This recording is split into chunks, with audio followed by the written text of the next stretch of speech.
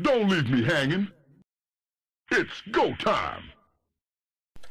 Hey everybody, this is Josh, and welcome to the first game in a best of 5 series being played between drewbie. He is our red Terran up here in the top right corner of Crossfire SE, the GSL map. And his opponent today is going to be Complexity CrunCher, the orange Protoss, down here in the bottom left corner of Crossfire SE. So these guys are playing $50 for $50 that were put up by an anonymous stream viewer, just a guy who is actually a big fan of drewbie. Asked me if I would please cast some show matches each week with drewbie playing in them, and drewbie defeated by EG Axlav the first week that we did this show match, 3-1. Drewbie did then defeat EG Machine the second week, 3-1, and then the last time he played, which was just last Tuesday, he defeated Complexity Stalife, another Terran player, 3-0. So this week, his opponent is Complexity CrunCher, teammate of Stalife, maybe trying to avenge his fallen teammate against drewbie, the Terran monster, the co-founder of Root Gaming along with Root Cats.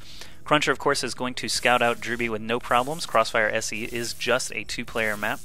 So he's just going to walk right up in the ramp, see what's going on. Drewbie is just going to let him do so, basically, while he gets his first barracks up. Don't want to get delayed too much on your timing, just because there's a probe scouting your base. So after that barracks gets completed, actually before the barracks gets completed, we should be seeing a refinery go down, and if we don't, that's a telltale sign that drewbie will be going for a fast expansion, probably off of just 2 or 3 barracks. And a couple of SCVs now trying to prevent this probe from sticking around too long, but I think he is going to manage to see basically a lot. The probe, as long as it can just outrun this SCV, even the first Marine that pops out can be outrun. Probes are just way too fast for those Gauss rifles, and I'm not sure how long CrunCher is actually going to hang around here. 2 Marines, of course, could end up pulling on a flank on this scouting probe and kill it off. But back in CrunCher's base, we have the first gateway completing right now. Cybernetics core should be the next thing we see off of just 1 gas. Yep, there we go. And the timing on this second assimilator will give us a little peek or a little bit of an indication to see what CrunCher is planning for his next tech choice. Drewbie back up in his base, getting that orbital command right on time, getting his first Marine out. Nothing too surprising there. He is starting to scout now with an SCV of his own, and he'll arrive in CrunCher's base in just a second and get a look at everything there is to see, which unfortunately for right now is only a cybernetics core and a single gateway. There's no second gas, which could indicate 2 or 3 gates and then an expansion. Keep all those probes mining minerals. Does let you get 400 minerals for that nexus a bit quicker. Warp gate tech has been started and is being chrono boosted. Actually, the first stalker is being chrono boosted out, not the actual gateway. I mean, not the actual warp gate tech. 2 refineries going up for drewbie at one time, so he is actually going for the fast expansion build off of just 1 barracks. Makes me think he's going to add on 2 or even 3 more barracks by the time this command center finishes. Looks like the SCV scouting from drewbie did end up leaving CrunCher's base, so CrunCher does have a chance now to drop some additional tech. Back over in his base, still no second assimilator, which is kind of interesting. Not sure what tech he's actually going to be going for off of just 1 assimilator, but drewbie back in his base, working off of 2 gas now, getting up a bunker here at the top of his ramp, still just 1 barracks, getting this command center up, so he's going super greedy style right now, trying to get as much income as possible. CrunCher also going for a very quick nexus, so both players expanding around the 5-minute mark, not wasting any time getting up those second bases, and here comes barracks number 2 as well as factory number 1. Bunker is loaded up now with 4 Marines, so this stalker, unfortunately for CrunCher, is not going to be able to do anything. CrunCher's nexus still building away. Gateways number 2 and 3 being constructed. The second assimilator is finally built here. This probe is still hanging out on the left side of drewbie's main, so he will be able to drop a proxy pylon somewhere around drewbie's base, or maybe near the Zelnaga tower, so he can warp across these little cliffs here and keep his probe a little bit safer than drewbie might be able to with an SCV. Reactor coming up on this first barracks. Still no add-on for the factory that just finished. What is he going to be building out of there? I'm not sure. The unit composition right now is purely Marines. There goes a starport silhouette. Looks like we are going to be seeing a sort of a modification of a 1-1-1. I actually really like that CrunCher is hanging around this natural because it is preventing drewbie from getting this orbital command down on the low ground, while CrunCher's Nexus is actually safely finished and already making some probes. The Stalker can literally just bounce up and down here 100 times before drewbie has enough Marines to actually say, get the hell out of here, Stalkers, I'm going to expand whether you like it or not. So 5 Stalkers total for CrunCher. Wow, they just pushed that one like 6 feet. That was kind of weird.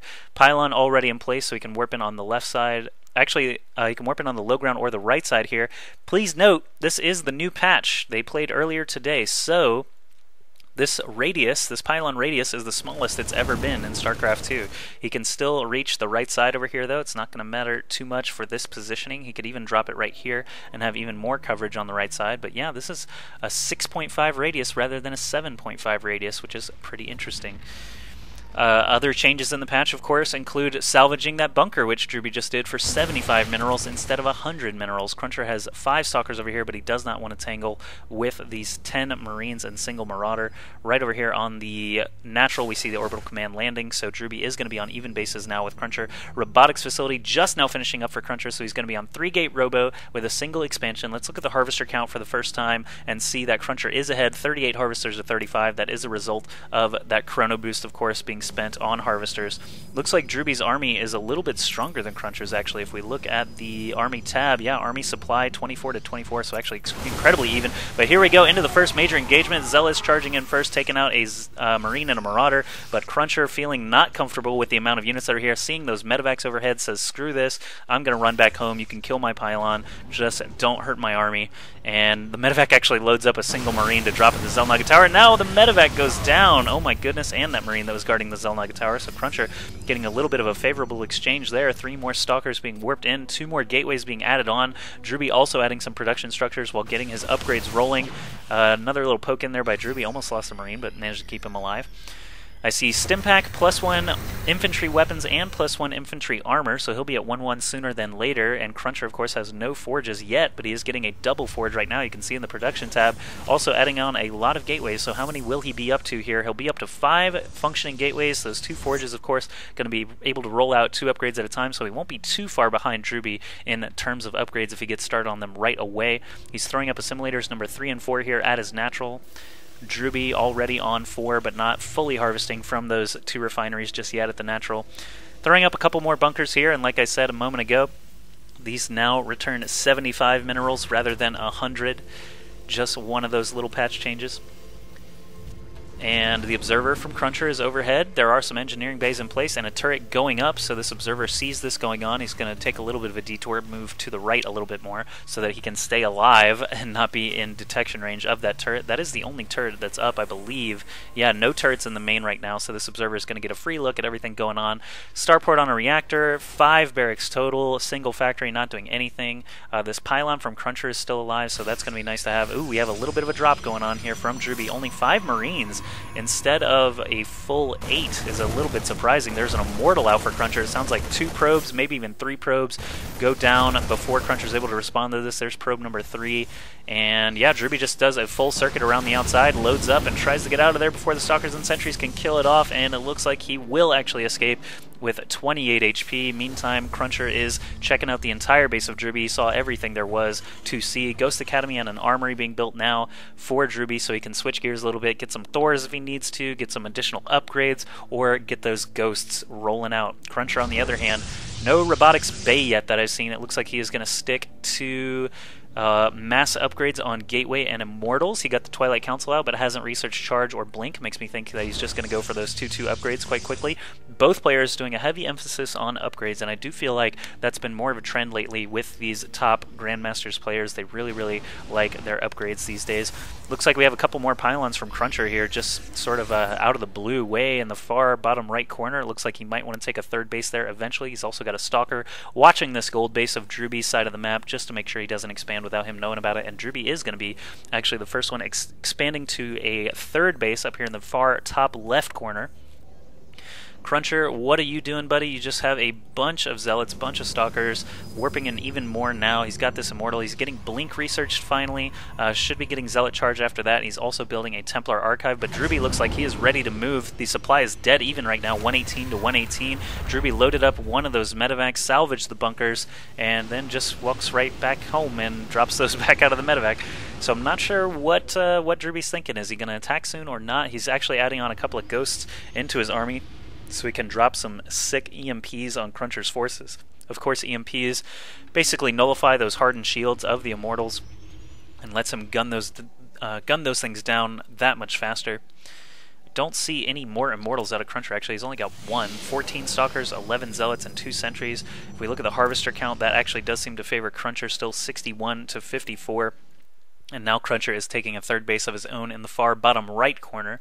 drewbie still moving around the map a little bit. He's got a sensor tower and a turret going up in kind of a strange place, keeping this Zelnaga tower as well. Looks like he did pick off that pylon that was used at the beginning of the game a little bit more.